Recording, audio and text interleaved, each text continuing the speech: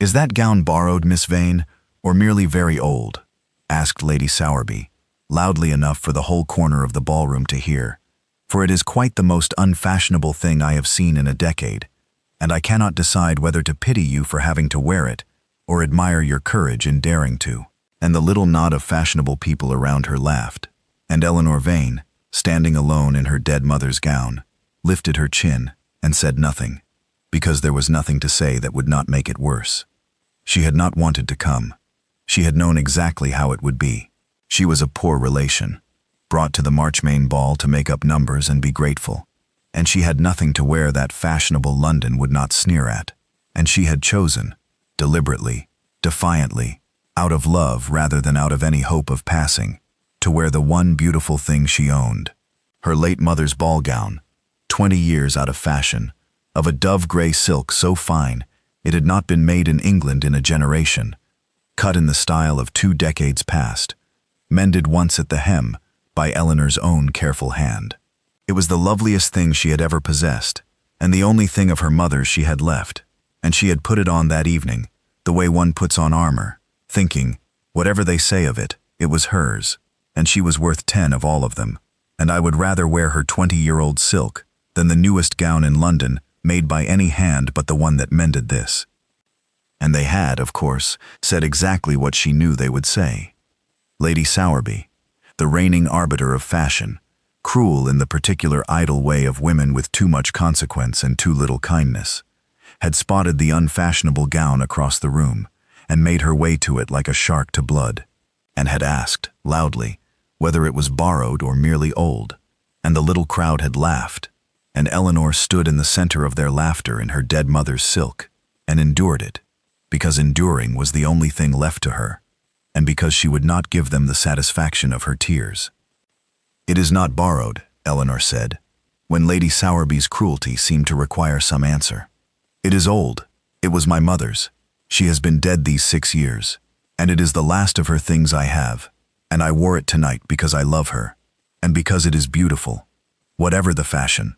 You may laugh at it if you like, Lady Sowerby. It will not trouble me. It is still my mother's gown, and it is still beautiful, and your laughter cannot touch either of those things." "How affecting," said Lady Sowerby, with a smile like winter, the poor relation in her dead mamma's rags.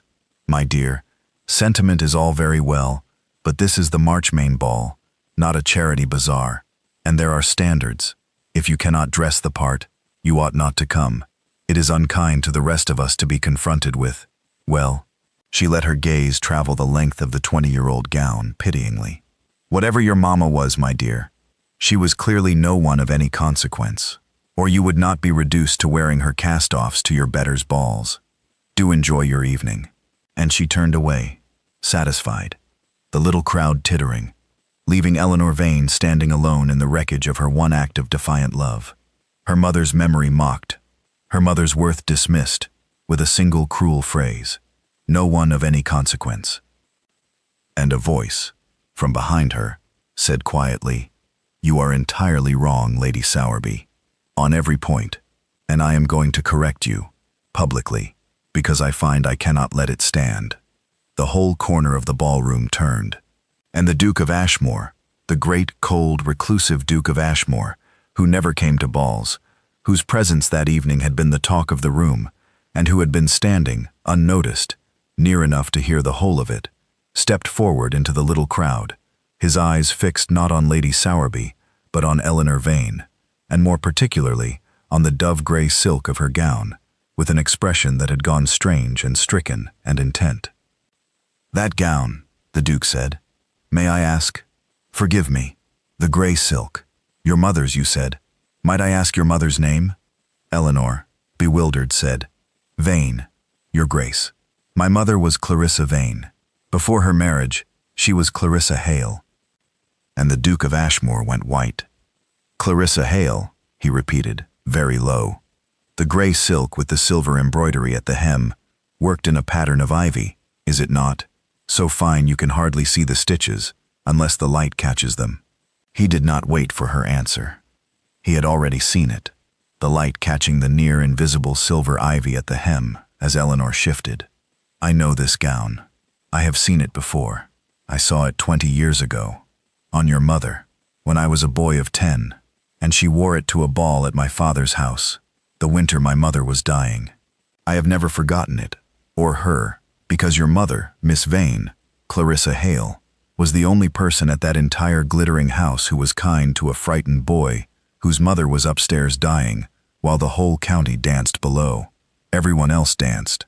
Your mother found me hiding on the stairs, in this gown, this gray silk with the silver ivy, and she sat down on the cold steps beside me in her beautiful gown, not caring for it at all, and she held my hand, and she talked to me, and she sat with me for 2 hours while my mother died upstairs, missing the whole of the ball she had come for, because a strange, frightened child needed her more than the dancing did. I was 10 years old. I never learned her name. I was too grieved and too young. I knew her only as the kind lady in the gray gown with the silver ivy, and I have looked for her, in a manner of speaking, my whole life since, looked for that particular kindness, and never found it again, and never forgotten the gown, because it was the last beautiful thing I saw before my whole world went dark, worn by the only kind soul in a house full of dancers. The ballroom had gone entirely silent. The Duke of Ashmore turned, then to Lady Sowerby, and his cold face was terrible. "You asked whose gown it was," he said, "and you answered your own question with an insult. That whoever her mother was, she was no one of any consequence. I am going to correct you, madam, in front of everyone who heard you say it. This gown belonged to Clarissa Hale, who was, 20 years ago, the kindest woman in England, a woman who gave up a ball she had longed to attend, to sit on cold stairs for 2 hours, holding the hand of a dying woman's frightened child, a stranger's child, mine, asking nothing, expecting nothing, remembered by no one but me. She was no one of consequence, you say.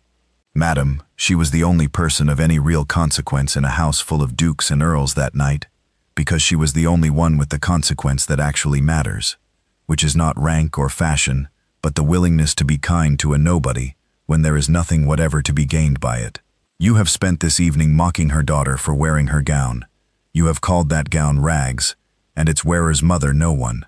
And you are so entirely, so catastrophically wrong that I could not stand in this room and let it pass. Because the woman who wore this gray silk was worth more than every fashionable soul in this ballroom put together, and her daughter, standing here enduring your cruelty with more grace than you have shown in your whole life, is plainly cut from the same cloth, and I will not have either of them mocked in my hearing." Eleanor scarcely heard the rest of the room's reaction. The shocked murmurs, Lady Sowerby's furious, speechless flush, the sudden warm turning of the whole crowd toward her now that a duke had declared her worth, because she was somewhere else entirely, 20 years and a lifetime away, remembering her mother. For the duke's words had opened a door in her she kept mostly closed, the door to the years before everything went cold. She remembered Clarissa Vane, as the Duke could not have known her.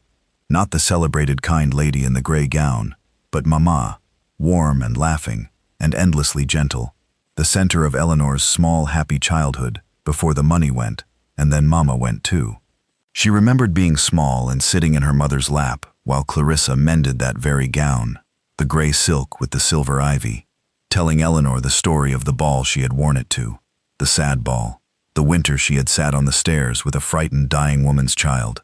Mamma had told her that story, Eleanor realized with a jolt, had told it as a lesson, that the fashionable people had all danced, and only she had gone to the child, and that this was the whole of what mattered in a life.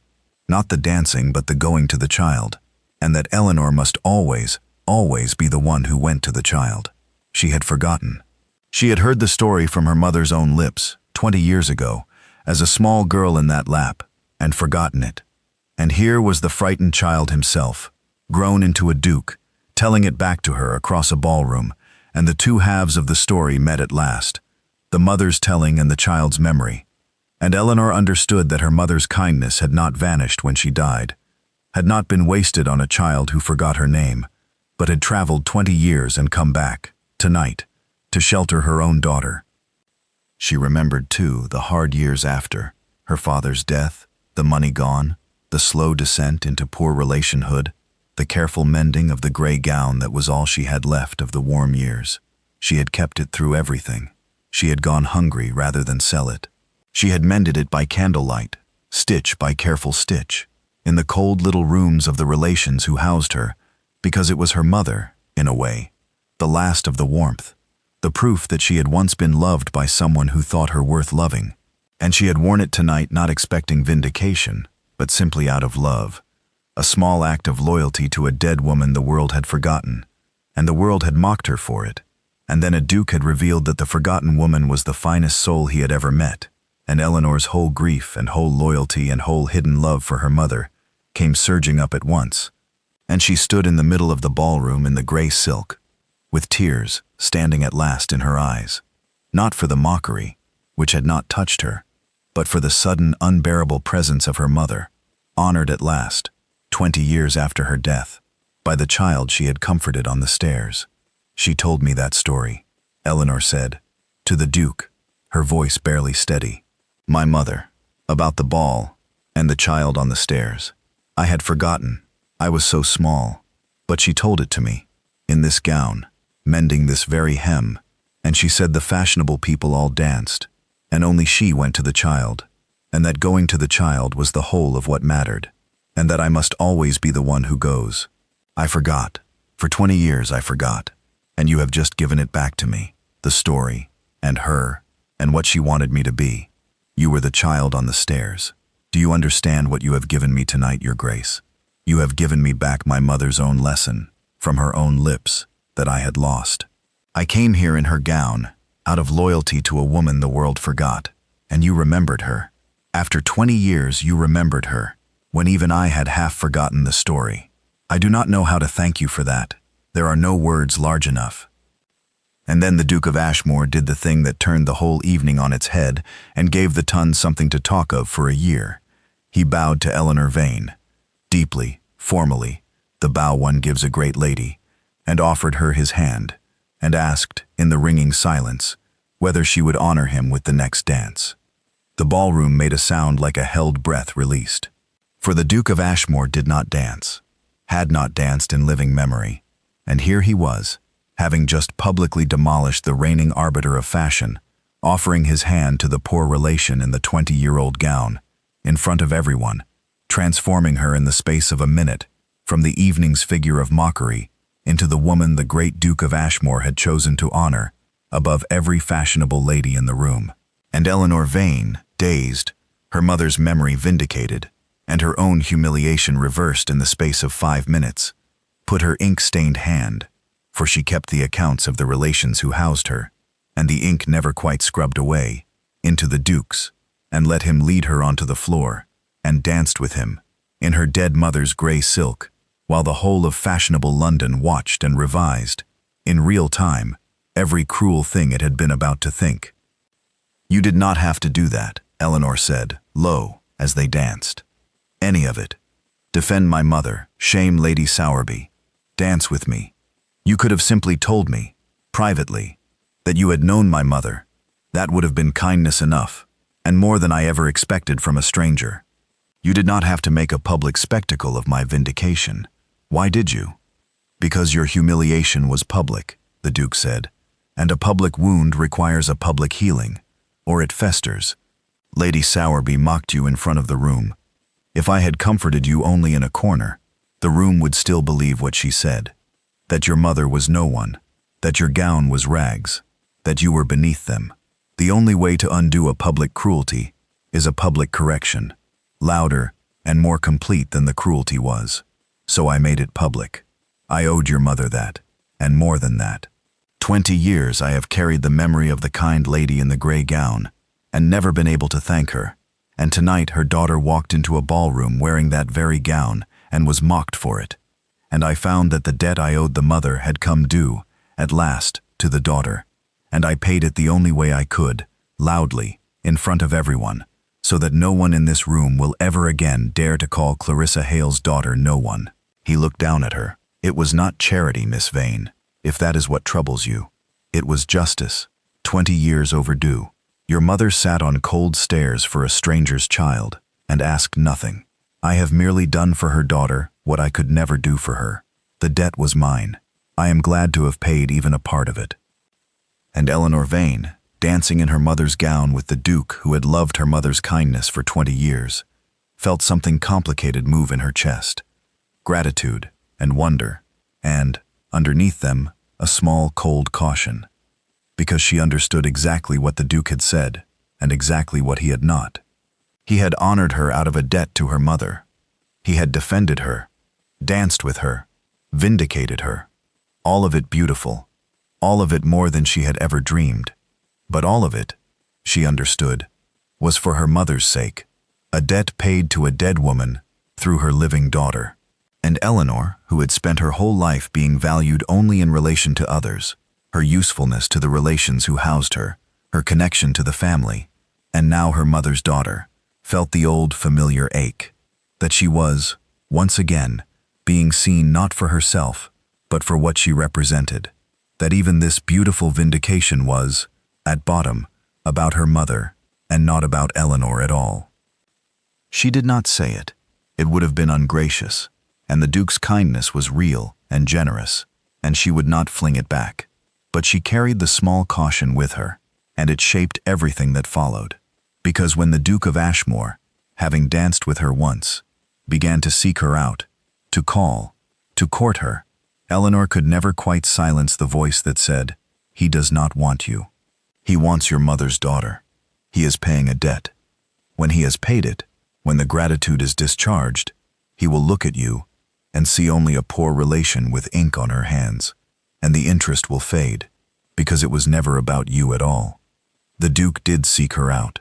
That was the thing that both warmed and troubled her over the weeks that followed.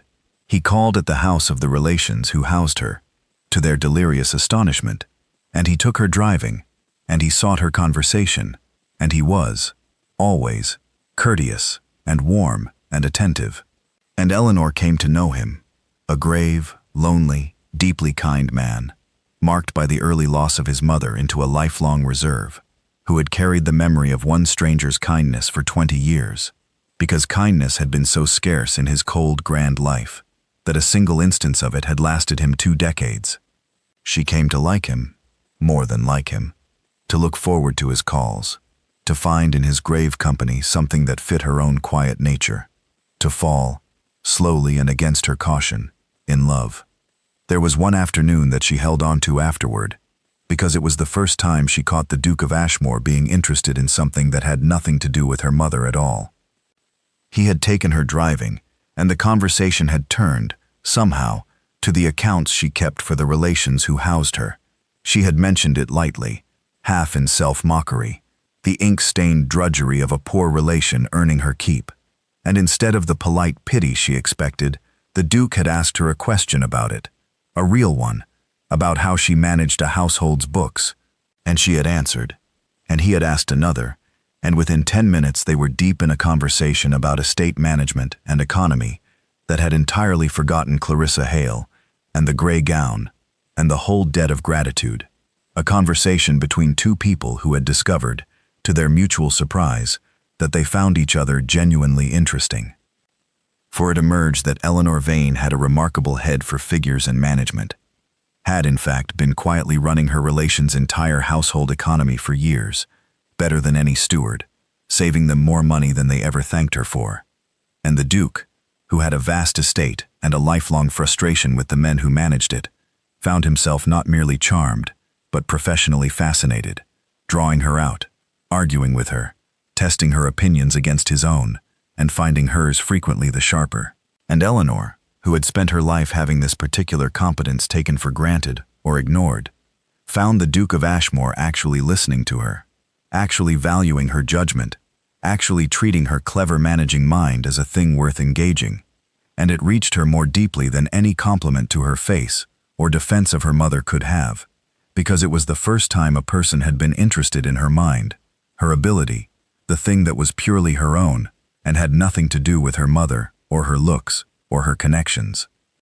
"You have a better head for this than my steward," the Duke said, at one point, entirely sincerely, "and I do not say that lightly, as I pay my steward a great deal, and had thought him competent until this precise conversation. Where did you learn it?" "Nowhere," Eleanor said. "That is, I taught myself, out of necessity.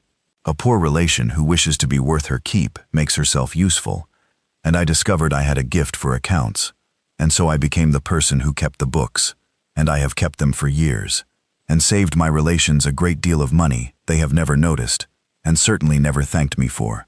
It is not a fashionable accomplishment. Young ladies are meant to sing, and paint, and play the harp, not balance a household's books and spot a dishonest tradesman's padding at 40 paces. I have often thought it rather a wasted talent, being one no one values in a woman. I value it, the Duke said, and there was something in his voice that made Eleanor look up. I value it enormously. Do you understand how rare it is, what you can do? I have met 100 young ladies who can sing and paint and play the harp, and been bored by every one of them. And here is a woman who can run an estate better than the men I pay to do it, and finds it a wasted talent because the world does not think to value it in her. The world is a fool, Miss Vane. Your mind is worth more than all the harp playing in England, and I find I could talk to you about accounts and management for a week, and not tire of it, which is more than I can say for any conversation I have had in a decade of fashionable drawing rooms. He caught himself, and there was, she thought, the faintest color in his face. Forgive me. I did not expect to enjoy a conversation about household books quite so much, and I find I am enjoying it because of the company, and I have said more than I meant to. But it is true. You are the most interesting person I have talked to in years, and it has nothing whatever to do with your mother, and I wanted you to know that, since you seem so certain I see only her when I look at you. And Eleanor Vane, who had braced her whole caution against being wanted only as her mother's daughter, felt the caution waver for the first time, because the Duke had just been interested in the one part of her that was most entirely her own, the clever managing mind no one had ever valued, and a man who is fascinated by a woman's talent for accounts is not a man paying a debt to her dead mother. He is a man, she began to let herself believe, who is genuinely, specifically interested in her. She said nothing of it then, but she drove home turning it over, and for the first time let herself wonder, cautiously, whether the thing she had never dared hope for might, impossibly, be happening, that she was being seen, at last, for herself. The relations who housed her, meanwhile, had undergone a transformation so complete and so shameless that Eleanor could hardly keep her countenance. For the Fentons, the cousins who had taken Eleanor in after her father's death and used her these 6 years as an unpaid keeper of their accounts and a convenient poor relation to be reminded daily of her dependence, had been at the Marchmain ball and had watched, with the rest of the room, the Duke of Ashmore cross the floor to defend and honor the poor cousin they had brought along to make up numbers. And overnight the Fentons' treatment of Eleanor reversed itself entirely. The girl who had been made to take the coldest room and the plainest food and the endless drudgery of the books was, suddenly, our dear Eleanor, moved to a better room, consulted on her comfort, spoken of to callers as the beloved cousin the family had always cherished. Mrs. Fenton, who had for 6 years reminded Eleanor hourly of her dependence, now told everyone who would listen how she had always known dear Eleanor was destined for great things, how the family had nurtured and treasured her, how it was really their doing, in a sense, that she had caught the Duke's eye. Eleanor watched the performance with a clear, cold eye, and was neither deceived nor, quite, angry. She had learned long ago that people who value you only for your usefulness will revalue you the instant your usefulness changes, and the Fentons' about-face was merely the same shallow calculation running the other direction. But she did not gloat, and she did not revenge herself, because she had her mother's lesson freshly returned to her, and did not intend to dishonor it with cruelty. She simply declined, gently and firmly, to be taken in. "You are very kind, cousin," she told Mrs. Fenton, when that lady grew too effusive about the family's tender care of her. "But we both know how it has actually been these 6 years, and I would rather we did not pretend otherwise, because pretense between us serves no one. You took me in when I had nowhere to go, and I have been grateful for the roof, and I have earned it, keeping your books and running your household, and we have both known exactly what I was to this family, which was useful. That is the truth, and I hold no great grievance about it. The world is full of such arrangements. and mine was not the worst. But I will not stand here and let you rewrite it into a tale of tender family love now that a duke has taken notice of me, because that would be a lie, and my mother taught me the worth of the truth. Let us be honest with each other, cousin, now at the end, as we were not at the beginning. You housed me and used me. I served you and endured it. And now my circumstances are changing, and I will leave your house without rancor and without pretense, and I will even, for the sake of the roof you did give me when I had none, do you a kindness or two from my new position, because my mother would have, and I mean to be my mother's daughter. But I will not pretend you cherished me. You did not. You need not. I forgive it. I only will not rewrite it. And Mrs. Fenton, caught out, had the grace to be briefly ashamed, and then the sense to be grateful. For Eleanor was, after all, being far kinder about it than she had any need to be, promising kindness from her new consequence, in exchange for the cold charity of 6 hard years. And Eleanor, walking away from the conversation, understood something about herself that steadied her through all the strange days of the Duke's courtship. That she had come through 6 years of being valued only for her use, without becoming bitter, without becoming grasping, without learning to rewrite the truth for advantage, as the Fentons did. That she had, in short, remained her mother's daughter through all of it, kind where she had cause for hardness, honest where a lie would have profited her.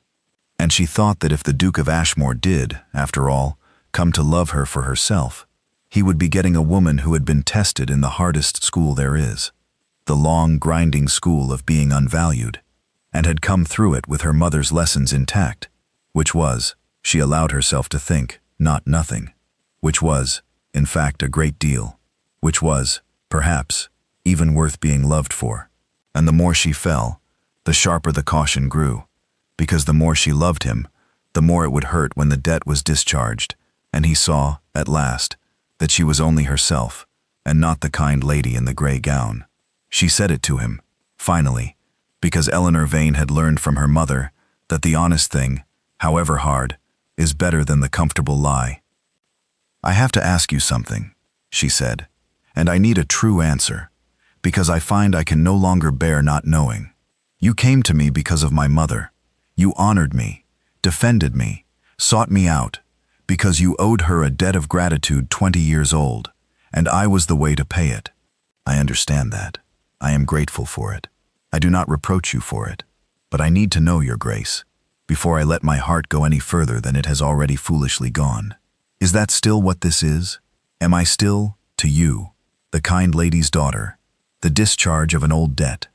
Because if I am, if this is gratitude to my mother wearing the shape of courtship to me, then I need you to tell me now, kindly, so that I may guard what is left of my heart, because I have spent my whole life being valued for what I represent to other people, and never for myself, and I find I could bear anything from you, except discovering, too late, that you too only ever saw my mother when you looked at me. Tell me the truth. Is it her you are honoring? Or is it, by now, at all, me?" The Duke of Ashmore was quiet for a long moment, and Eleanor braced herself for kindness, which she had learned could wound worse than cruelty. "You are right," he said at last, "that it began with your mother. I will not lie to you. You have asked for the truth, and you deserve it. On the night of the Marchmain ball, I saw the gray gown, and I heard your mother's name, and everything I did in the next hour, the defense, the dance, the shaming of Lady Sowerby, was for Clarissa Hale, a debt 20 years overdue, paid to her at last through you. That is the truth of the beginning. If I had walked away that night, it would have been a debt discharged, and nothing more, and you would be right to guard your heart against a man who saw only your mother when he looked at you." Eleanor's own heart began to sink, and she schooled her face to receive the blow with grace. "But I did not walk away," the Duke went on, "and that is the part you have not accounted for, and it is the whole of the answer to your question. I paid the debt to your mother at the Marchmain ball. It was discharged that night. I had defended her memory, honored her daughter, shamed the woman who insulted her. The ledger was clear. I owed Clarissa Hale nothing further, and could have gone home satisfied and never called on you again, and my debt would have been fully paid. And instead I called on you the next day, and the day after, and have called on you every week since. And Eleanor, a discharged debt does not do that. Gratitude to a dead woman does not drive a man to seek out her daughter's company week after week, to look forward to her conversation, to find that the gray days between calls have grown dull and the days of the calls bright. That is not gratitude. Gratitude ends when the debt is paid, and the debt was paid at the ball. Everything since the ball has been you, only you, not your mother's daughter.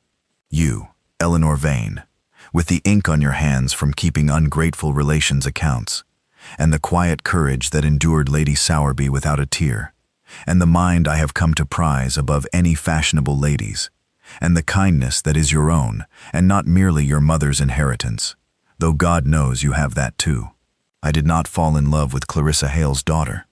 I paid a debt to Clarissa Hale, and then I fell in love with Eleanor Vane, and they are two entirely separate things, and the first is finished, and the second is only beginning, and I have been waiting for you to be ready to hear the difference. Eleanor stared at him. You must be very sure I understand this, she said, unsteadily, because I have waited my whole life to be wanted for myself, and never been. And if you are telling me, if you truly mean, I am telling you, the Duke said, that I love you, Eleanor, not the gown, not the mother, not the debt, you. I could not have said it at the ball, because at the ball it truly was your mother. I am too honest to have claimed otherwise. But it has been weeks, and the debt is long discharged, and I am still here, wanting nothing but your company, seeking nothing but you, and I am asking you to believe the plain evidence of it, that a man does not court a woman for weeks out of gratitude to her dead mother. He courts her, because he has come to love her, for herself, entirely, which is exactly what has happened to me, slowly and completely, and which I have been trying to find the courage to tell you, and which your question has now dragged out of me, and I am glad of it. He took her ink-stained hands. You have spent your life being valued for what you represent to others. I know. I have watched you flinch from it. I have seen you brace. Every time I called, for the moment, I would reveal that I only ever wanted your mother's daughter. So let me say it as plainly as it can be said. I do not want your mother's daughter. Your mother is a debt I have paid, and a memory I will always honor. But it is you I love, Eleanor Vane. You, for yourself, the whole of you, ink and courage and quiet and all. And if you will have me, I mean to spend the rest of my life proving that you are wanted, at last, for no one but yourself. And Eleanor Vane, who had worn her dead mother's gown to a ball as an act of defiant love, and been mocked for it, and honored for her mother's sake, and now, at last, loved for her own, began to weep, the tears she had refused Lady Sowerby falling freely now for joy, and she let them, because there was no shame in these. I have wanted my whole life, she said, for one person to look at me and see me, not my usefulness, not my connections, not my mother, not what I represent, just me, and want that, just Eleanor. And I had given up believing it would ever happen, because it never had, not once, in 23 years. And you paid a debt to my mother, and I braced myself, as I always brace myself, for that to be all I was. And instead you kept coming, week after week, wanting nothing, and I could not understand it. And now you tell me it is me, only me, for myself. She pressed his hands to her cheek. Yes, whatever you are asking, yes. Not because you honored my mother, beautiful as that was, because you kept coming after the debt was paid, and wanted only me, and I have waited my whole life to be wanted only for myself, and here you are, impossibly, wanting exactly that. Yes, Julian, yes. And the Duke of Ashmore drew Eleanor Vane into his arms, the poor relation in her mother's gray silk, mocked and dismissed, and now, at last, chosen for herself alone, and the long ache of never being seen was over. They were married from the Duke's own house, and Eleanor wore at her wedding a new gown of dove-gray silk embroidered at the hem with silver ivy, commissioned by the Duke himself, a loving copy of her mother's, so that Clarissa Hale might be present, in a manner of speaking, at her daughter's wedding, honored rather than mocked, the gray silk that had been called rags, transformed into the gown of a duchess. Eleanor wept when she saw it, and the Duke said only that some gowns deserved to be worn to weddings and not merely endured at balls, and that Clarissa Hale had earned a place at her daughter's, and this was the only way he knew to give it to her. Lady Sowerby was not invited, and found, in the aftermath, that her cruelty had cost her a great deal more than she had gained by it. For the story of the Marchmain ball spread through the ton exactly as such stories do, and the version that spread was not the one Lady Sowerby would have chosen, not the poor relation in her rags, but the reigning arbiter of fashion publicly demolished by the Duke of Ashmore for mocking the daughter of the kindest woman in England, and shown to be exactly what she was, a cruel, idle woman who sneered at a dead mother's memory and was justly humbled for it before the whole room. Society, which follows a duke's lead, revised its opinion of Lady Sowerby accordingly, and her consequence never fully recovered, and she learned, too late, as the cruel always do, that mocking a nobody in front of the wrong person can cost more than any kindness ever would have.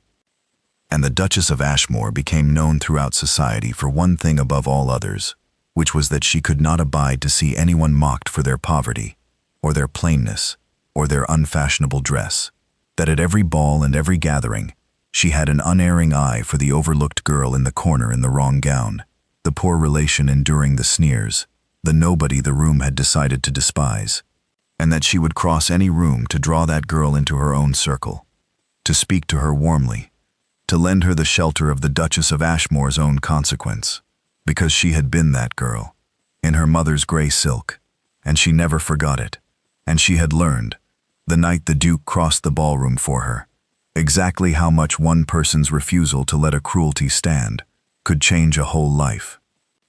"You always find them," the Duke observed to her once, years on, watching his wife draw some trembling overlooked girl out of a ballroom corner and into warmth. "The girls in the wrong gowns, the ones the room has decided to sneer at. You find them at every ball, unerringly, and you go to them." "Because someone found me," Eleanor said simply.